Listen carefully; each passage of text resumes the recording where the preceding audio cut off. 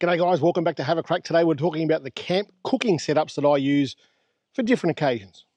Where we are today is out on the Gunbower Creek in Kahuna. I've brought the horse float out. Sarah's out riding a horse, and I figure I'll make some lunch while she's out there doing that. And I'll talk about the setups that I use for camp cooking in the scenarios that I have. So the scenarios will be sometimes I'm on my own and I won't bring everything with me.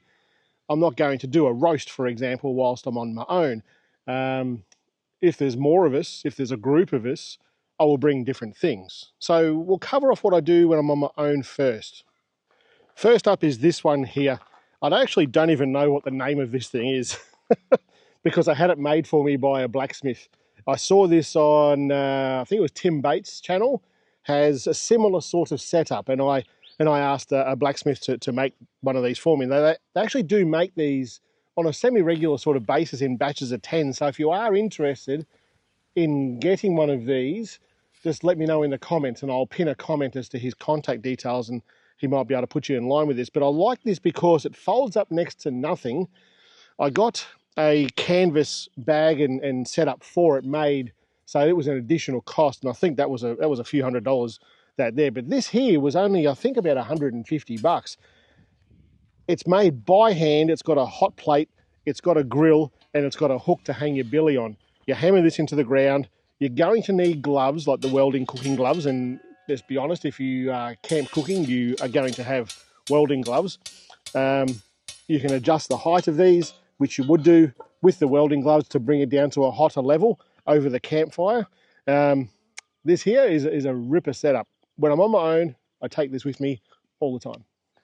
Where I've got this set up, you'll notice there's not actually a fire there. That's because we're in a fire restriction sort of season. I can have a fire though if it's in its own vessel, if it's in its own container, like the one I'll show you in a second, and I'll light a fire in there in a minute, as long as the wind is under 10 kilometres an hour. If it's over 10 kilometres an hour, you can't have a fire at all here. And I dare say in the next few weeks, there'll be fire bans happening all the time. In the case of a fire ban, I still do use, if you're allowed to, the butane stoves. And we've got one in the float for when, a bigger one for when there's two of us, or I've got a small one that I take with me when I need to. You know the ones with little bottles, and little like aerosol bottles type thing with the gas. Everyone's got them. They're like 20 bucks or something, cheap as chips, and they just work. But they don't have quite the same feel as having a campfire. The next thing I take when I'm on my own, and it just depends on what I'm going to cook, is this little Osprey. And it's the individual one, like for the small one, I think it's called. And you can do a whole bloody chicken in this if you wanted to, but it's good for putting some sausages in, rissoles, chops, steaks, those sorts of things, and putting this over the fire with the stand that it comes with. So you can stand it up so it's horizontal or vertical. You would have seen them before. It folds up to next to nothing. The only thing I don't like about this is it makes a bit of noise in the back of the car. And if you've got a car like mine, a wagon, the noise matters. The last thing I would take if I'm going on my own, and I will only take this here. In fact, this one's a brand new one. My old one busted up. It was pretty old.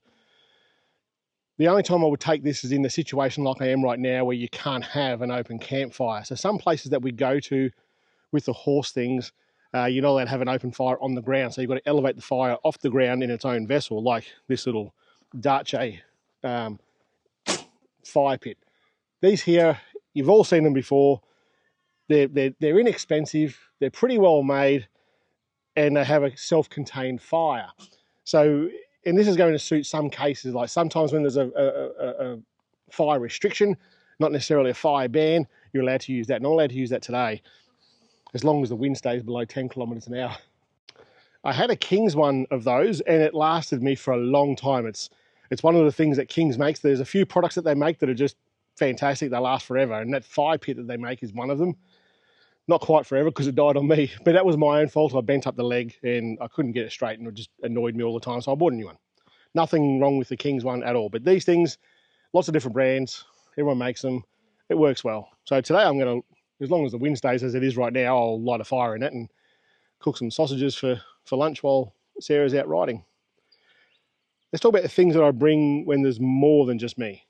Another thing from Osprey, bloody awesome company. I tell you what, the South Africans, they know how to cook on a campfire.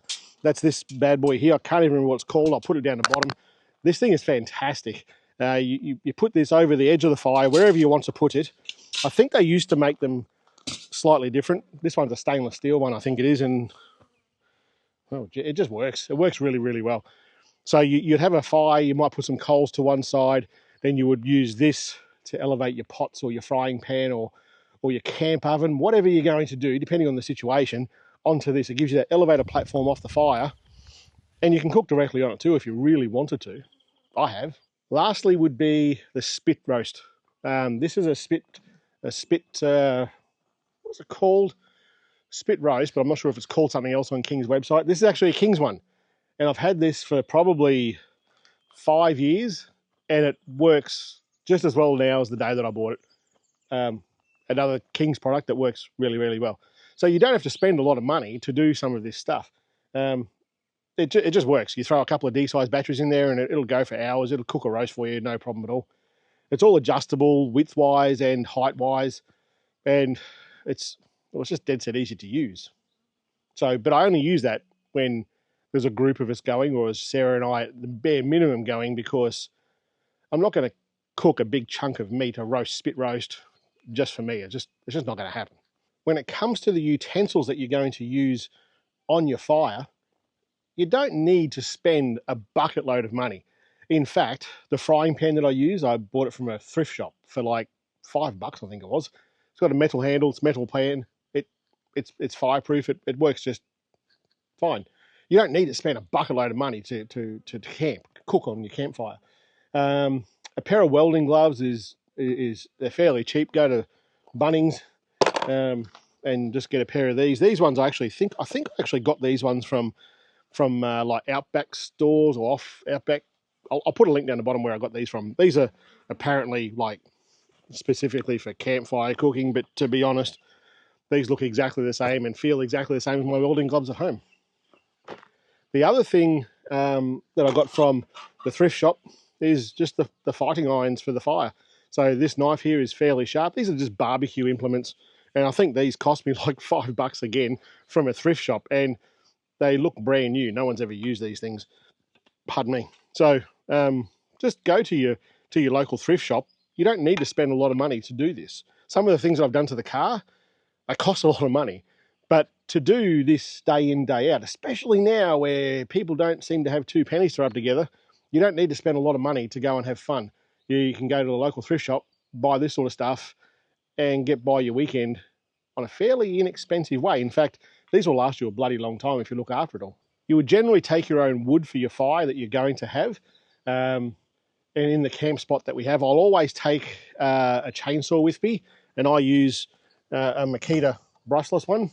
That's this one here, and it has worked pretty damn well for as long as I've had it, which is probably 6 to 12 months. I haven't cut a lot with it, but I've cut plenty for the campfire. I use this for the other channel a bit when I was cutting bees out of a tree. It works fine. The long life of the battery is not huge, so carry a couple of spare batteries. I do. They're in the back of there, and you'll get plenty of use out of this to cut enough wood for your fire for the night, for 2 nights, whatever it is.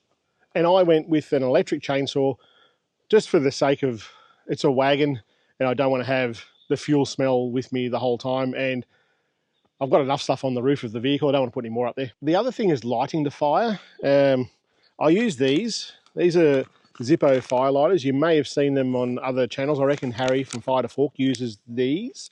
And of all the fire lighters that I've ever used, these ones are the best. You don't even need to bring a lighter with you. They make Zippo also make this flint sort of situation where you could just hit the sparks into that fire lighter that I've just said, and it'll light the fire for you perfectly almost every time, first time. The other thing that's definitely worth a mention is the camp oven.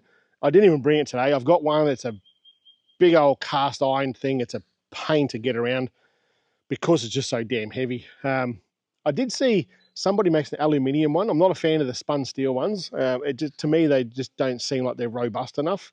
I might be totally wrong in that. Let me know what you think. But I've seen an aluminium one, cast aluminium, and I think I may end up getting one of those, that King Brown one. They look pretty good, and that guy seems to know what he's talking about. All right, I'm going to get this fire going. Probably get the fire right to start cooking some lunch. And that's it. If you've got any questions about any of the stuff that I've told you today, let me know, and I'll answer them for you. All right, guys. See you later.